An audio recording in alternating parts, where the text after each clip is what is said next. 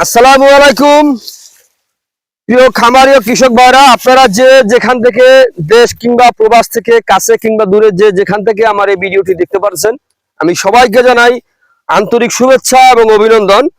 আজকে আসলাম একটি ঘাসের জমিতে আপনাদেরকে দেখানোর জন্য। এই যে আমি যে জমিতে দাঁড়িয়ে আছি, আমি আপনাদেরকে দেখাচ্ছি, এটা হচ্ছে ইন্দোনেশিয়ান স্মার্ট নেপিয়ার ঘাস।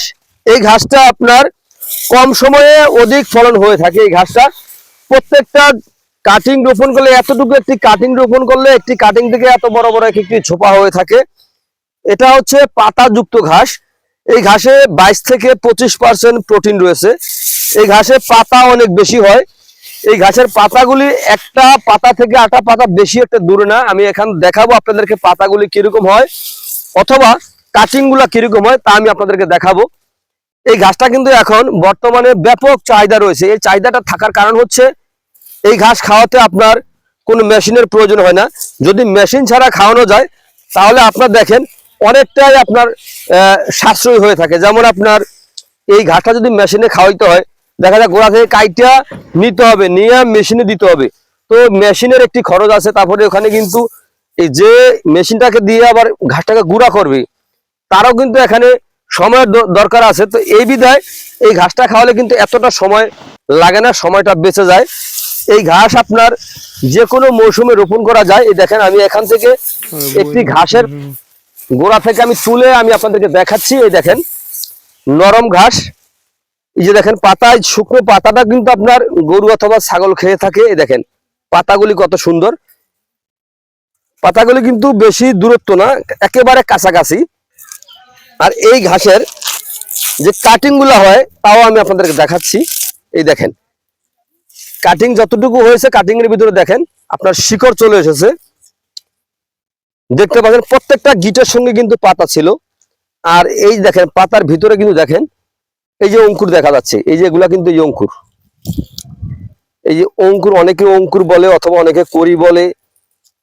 এই দেখেন এগুলা থেকে কিন্তু আবার নতুন করে কিন্তু এই চারা গজাবে যদি আপনি এটা রোপণ করেন, অথবা যদি এটা আপনি গরুকে খাওয়াতে চান তাও খাওয়াতে পারবেন। একেবারে নরম। যদি শক্ত হতো তাহলে কিন্তু হাত দিয়ে ভাঙা সম্ভব হতো না। এই দেখেন এগুলা কিন্তু একেবারে নরম। এই ঘাসগুলা কিন্তু আপনার খুবই ভালো। এই ঘাস গরু ছাগল ভেড়া মহিষ সকল প্রকার গবাদি পশু কিন্তু এই ঘাসগুলা কিন্তু খেয়ে থাকে। এই ঘাসটা আপনার যে কোনো জমিতে আপনি রোপণ করতে পারেন। যেই জমিটাতে আপনার জোয়ারের পানি অথবা বৃষ্টির পানি হচ্ছে আবার চলে যায়, এরকম জমিতে রোপণ করতে পারেন। চাইলে কিন্তু আপনার একেবারে ড্রেজার দিয়ে যে বালি ফেলানো হয় সেই বালি জমিতে আপনি রোপণ করবেন, তাও কিন্তু আপনি রোপণ করা সম্ভব। কিন্তু আপনার সেই জমিতে আপনার একটু গোবর থেকে যে জৈব সার হয়, জৈব সারটা আপনার দিতে হবে।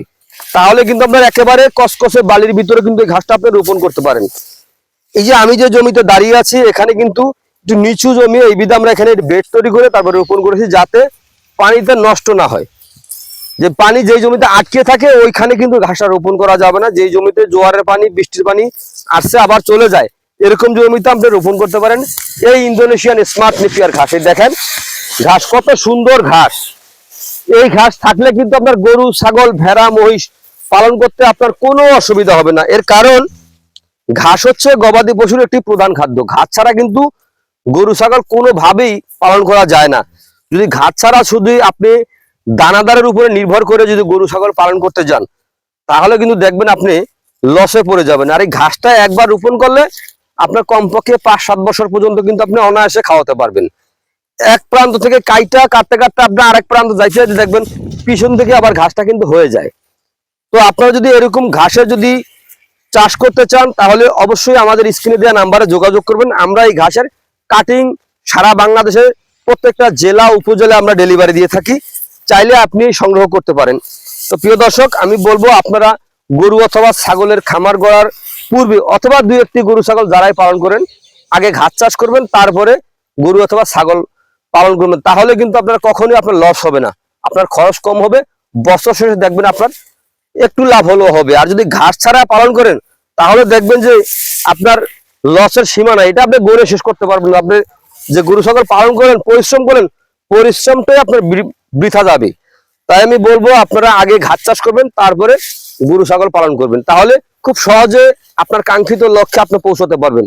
তো প্রিয় দর্শক, আপনারা যে যেখান থেকে আমার এই ভিডিওটি দেখতে পারছেন, যদি আপনারা এই ঘাসের কাটিং সংগ্রহ করতে চান অথবা হাইব্রিড জাতের যেমন আপনার ঘাস রয়েছে আমেরিকান গুয়াতিমালা ঘাস, জারা ওয়ান হাইব্রিড ঘাস অথবা তাইওয়ান ঘাস, জার্মান অজানা ঘাস সহ যে কোনো ধরনের ঘাসের কাটিং এর জন্য আমাদের স্ক্রিনে দেওয়া নাম্বারে যোগাযোগ করবেন। এই নাম্বারে ইমো আছে, হোয়াটসঅ্যাপ আছে, চাইলে সরাসরি দেখে তারপরে এই ঘাসের কাটিং অথবা চারা আপনারা সংগ্রহ করতে পারেন। তো প্রিয় দর্শক, আপনারা যে যেখান থেকে আমার এই ভিডিওটি দেখতে পারছেন, তো আপনারা সকলে ভালো থাকবেন, সুস্থ থাকবেন। আল্লাহ হাফেজ।